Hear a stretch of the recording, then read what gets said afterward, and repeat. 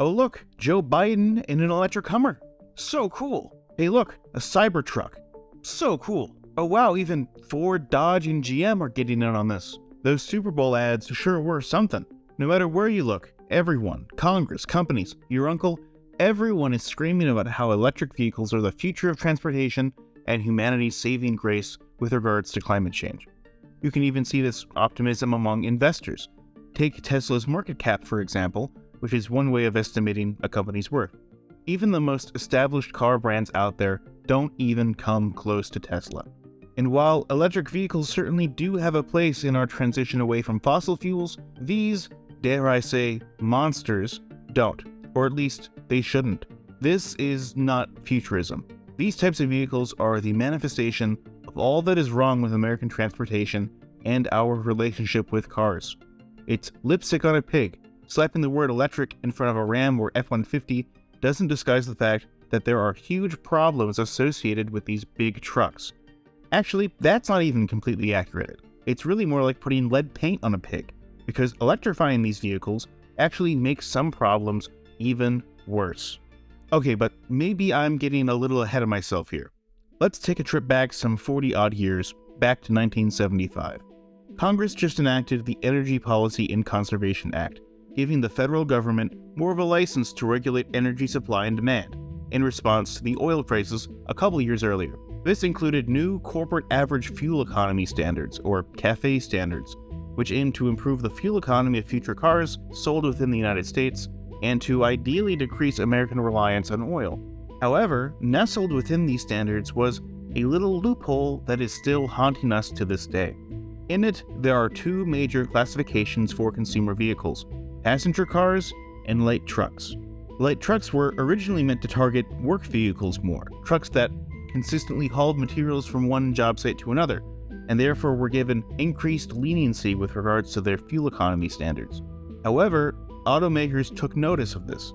They started making more and more vehicles that fit within this new category of light truck, in order to skirt the more stringent fuel economy standards for regular passenger vehicles. Plus, they were able to make a bigger profit margin on these bigger vehicles, so it was really a win-win. Soon, SUVs and pickups of all forms, from Chevy Silverados to Subaru Outbacks, emerged to fill the category of light truck.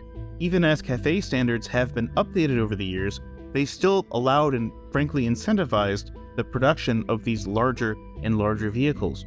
In 2011, for example, CAFE standards were updated to the footprint-based model, which would calculate a vehicle's target fuel efficiency using an inverse regression model rather than having set targets for light trucks and passenger cars broadly. And automakers at the time knew it was up then too. Both Volkswagen and Mercedes-Benz publicly remarked about how these rules firmly favor the production of bigger and bigger SUVs and pickup trucks. And so, the size of these light trucks ballooned even further. Again, it was a similar story as before. The bigger the vehicle, the more money a car company could make, while also not having to worry about fuel economy standards nearly as much.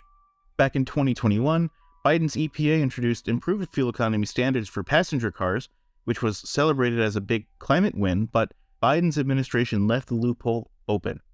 But so what, you might ask? This is America, land of the free, home of those who love big-ass shit. Is it really hurting anything or anyone? Well, yes, for one, there's pollution, like I mentioned before. Also, these bigger cars are most definitely putting more of a strain on their drivers' pocketbooks when they could be designed not to do that. Plus, there's the fact that these vehicles have gotten far heavier over time, and the heavier the vehicle, the more wear and tear it will inflict onto road infrastructure. You know that meme about how Roman roads have lasted us thousands of years and yet modern engineers don't know how to build a road for ship?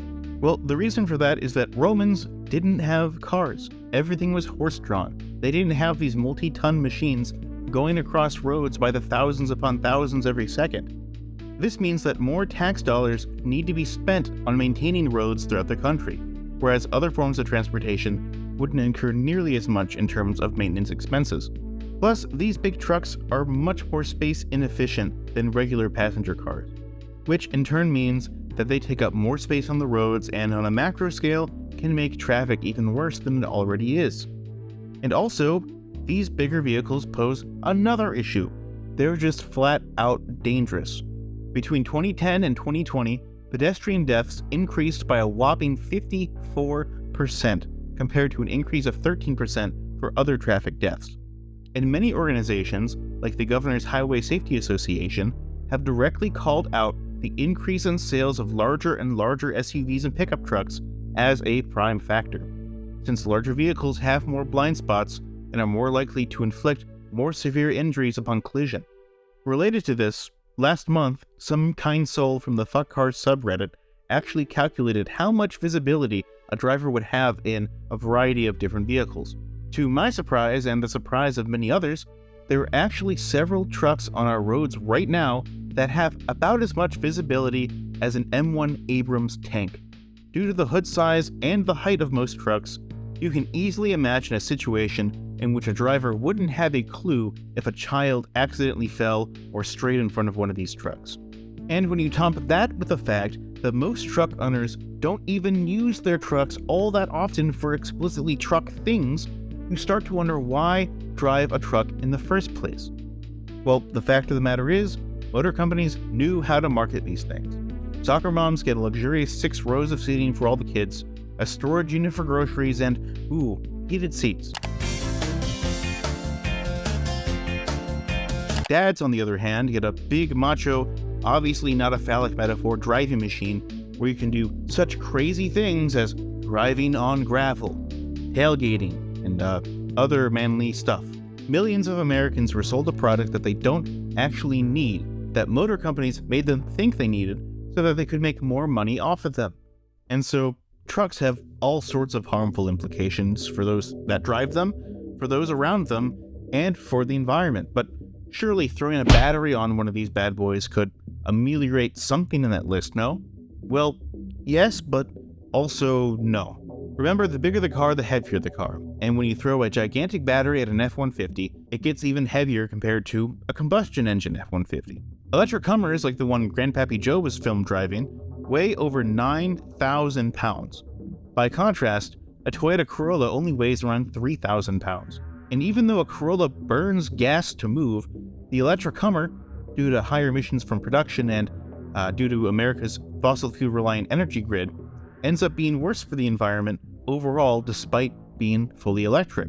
Of course, it is better than driving a classic gas Hummer around with their notoriously low MPGs if we're strictly looking at CO2 emissions, but relying on these Goliath EVs will exponentially increase the demand for metals like lithium, nickel, and cobalt. And by the way, there are ample human rights abuses linked to the mining of cobalt, not to mention the detrimental environmental effects of mining all of these metals. There are a myriad of ways that these mining operations harm ecosystems and the people who live there. And assuming America's demand for this class of vehicle doesn't shift, some estimates say that we'll need 3 times the lithium mined to keep up with demand. And that's not even considering the fact that these bigger EVs will put significantly more stress on America's power grid, despite other options out there that will do the same thing as one of these big SUVs, but for a fraction of the energy cost. If we want to take the climate crisis seriously and slash carbon emissions as much as possible, we really need to think about what kinds of electric transportation we should be incentivizing. The lithium that's used to make the battery that's in the electric Hummer could have been used to make 3 smaller EVs. Or you could have made 240 batteries for electric bikes. Or if you take the batteries of 2 Hummers, you could make a freaking electric bus. All of these options move exponentially more people, making more efficient use of our metal and energy supply. However, at least at the federal level, our laws haven't been updated to really incentivize the use of more energy-efficient modes of transportation outside of electric cars. Not to mention the need to invest in the infrastructure for these other modes of transportation, but that's another story. For example, the 2022 Inflation Reduction Act extended tax credits for new EVs and introduced tax credits for used EVs, which is good, I'm not going to deny that, but a good electric bike could feasibly replace the need for a car in many places, and would undeniably be the more environmentally conscious choice. But too bad, you're out of luck if you think you're going to get a tax credit for that. And let's not forget that big trucks and SUVs were already heavy to begin with, and not much has changed with regards to their size as we move to electric. So adding even more pounds to them with these gigantic batteries will give these vehicles more inertia, and therefore will make roads even more dangerous for everyone. from drivers to cyclists to pedestrians. And same as before, it'll cost more to maintain roads if vehicles trend ever heavier. And to be fair, there are some governments taking on this issue at a smaller scale.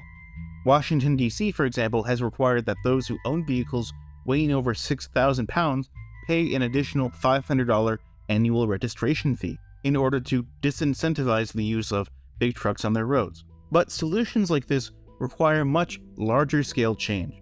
The US shouldn't just be targeting expanded EV use, but it should really be targeting electric vehicles of lower weight classes or investing in alternative modes of transportation to reduce American car dependence. Between 1990 and 2021, the number of registered motor vehicles on American roads has gone up by about 90 million. This means in order to keep traffic flowing at a somewhat decent pace, more and more asphalt needs to be laid down in order to compensate, inducing more demand for cars, which then induces more demand for lanes, etc., etc. And eventually we reach a limit to this rat race. The infrastructure of the 20th century was never designed with this many cars in mind, and so traffic is just going to keep getting worse and worse unless we invest in more efficient ways of moving people. And by making our modes of transportation all the more efficient, this will make reaching our climate goals all the more easier. Taking on climate change is going to require us to reevaluate much of how we live our lives. And again, while EVs have their place, they are not a silver bullet, especially these monster EVs. So in summary, big trucks suck. Very few people actually need this class of vehicle, and our insistence that we do has actually made our roads more pothole-ridden and less safe for everyone. Anyhow, I've been 1C2. Thanks for watching.